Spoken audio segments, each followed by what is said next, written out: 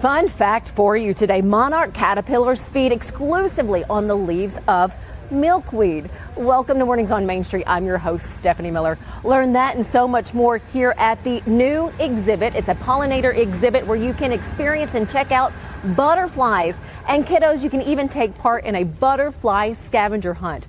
We're going to learn much more about pollinators here in just a minute, but first, let's get a check of the weather. From the Tennessee Valley Weather Channel, this is your weather update.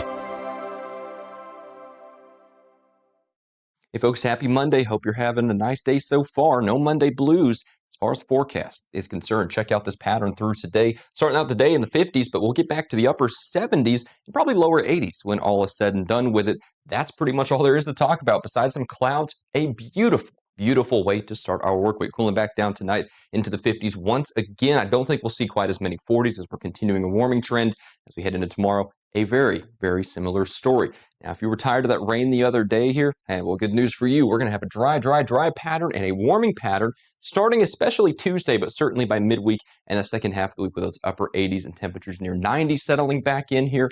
I'm not seeing any reason to complain. I think we have a wonderful way to kick off our mid-September. If you want the latest in weather conditions, be sure to tune in to our Busy Bee Plumbing weather report each weekday on Mornings on Main Street. Brought to you, of course, by Busy Bee Plumbing, Heating and Air Conditioning. We will keep you updated on the latest conditions outside, like severe weather, heat, snow, rain, and even hail.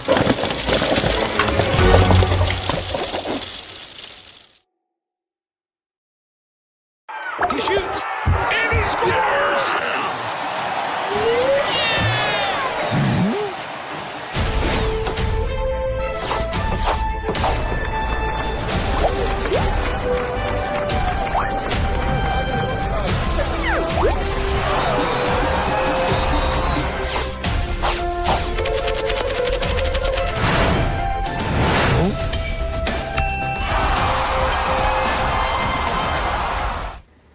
There is a first-time exhibit that you can experience here at the Nashville Fair this year. It is the butterfly exhibit, thanks to the Davidson County Extension Office. To tell us all about what we can learn by coming out to check out the pollinators, we have Amy Dunlap with us. First off, Amy, thanks for your time. Thank you. I'm really excited to be here. What all is here with this exhibit?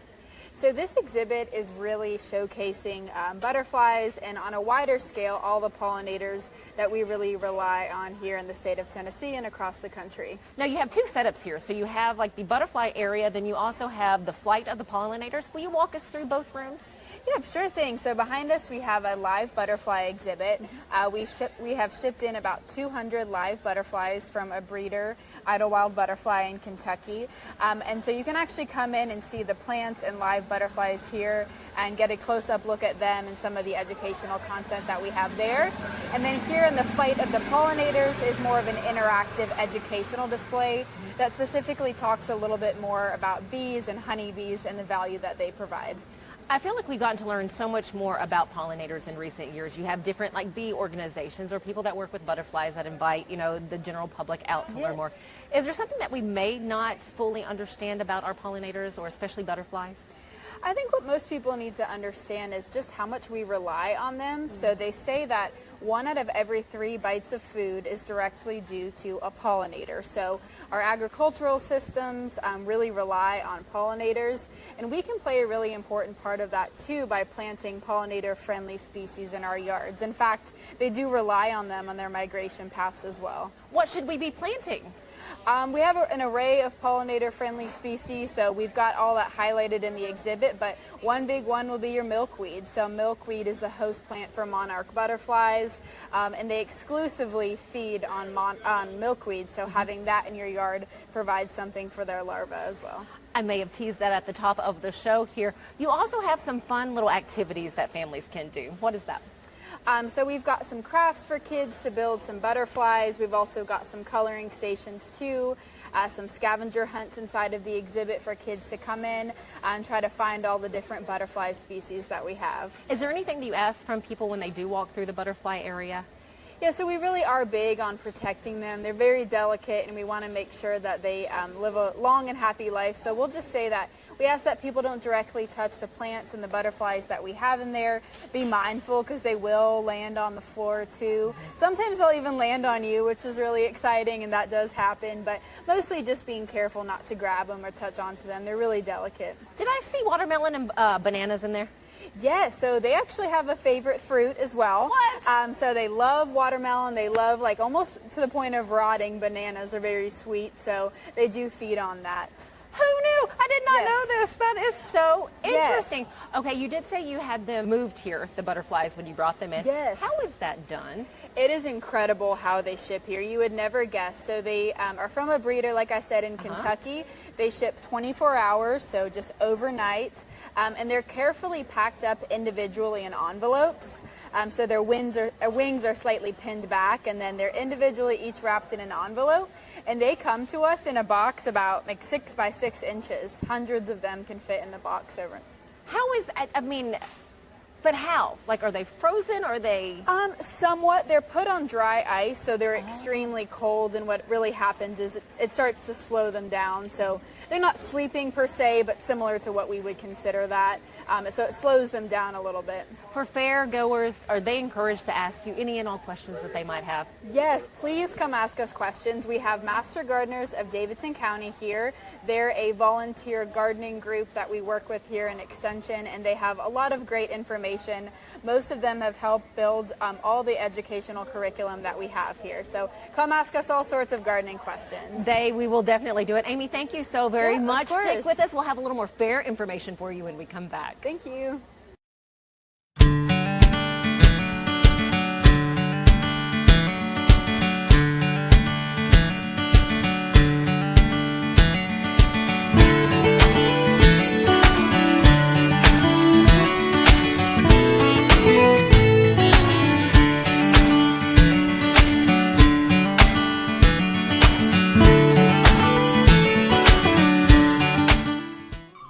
Forest at Nashville Zoo. New creatures here for you to view. Phantoms graced in black and white swing high in trees of dappled light. In rocky crags, tall and steep, small antelopes with nimble feet. A wise old man with beard of white, a sentry perched on stony height. Amidst it all, a hunter lies, with coat of gold and steely eyes. A new adventure just for you.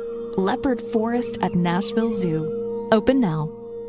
This year at the Nashville Fair, you'll be able to meet and see the fun work done by a balloon artist and family entertainer. Sam the Balloon Man, first off, thanks for talking with me. Hey, no problem. Thank y'all for having me. He's going to let me take it home. Yes, I mean, if it'll fit in your vehicle. I don't know how that would work. Talk to me about the art that you do, the balloons that you make. Oh, I tell you, all I do, I put air in balloons, I tie them together, and I fold them to shape. It's a fun gig. I love what I do so much. Did you ever think in 2003, when you picked up the balloon to start making these creations, you would be at this point and had traveled where you have? No, I would never even thought I would make money doing it. So I just did it for fun at the moment. So it's been a ride. So here at the Nashville Fair, you're doing everything on a larger scale. Yeah. What else will you be doing other than the pool? Oh, I've got some surprises in mind. First and foremost, the thing I'm about to start working on here in a minute is a cow. We have the theme of more cowbell. Yes.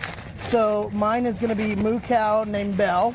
Talk about on a grander scale some of the projects that you've done. Grand scale. I do an annual gig every year up in New York where it's a team of 10 of us that work on and we do we fill out this nice big Halloween party for a corporation up there. But the biggest events I've worked on, two of the biggest events I've worked on. First was down in just north of Brisbane, Australia. It was a wedding for some friends of mine.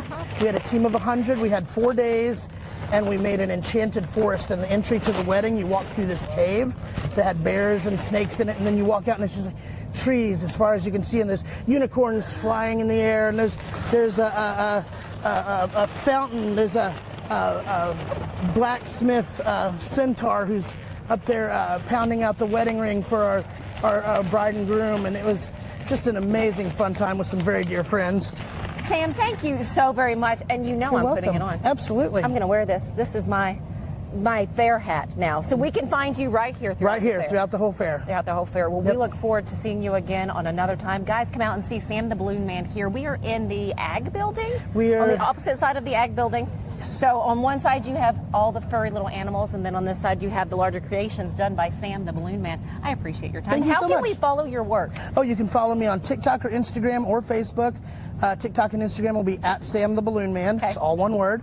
And on Facebook, you can look up Sam the Balloon Man Nashville. For entertainment, activities, and competitions, visit nashfair.fun. Thanks for joining us. We'll see you back here later today.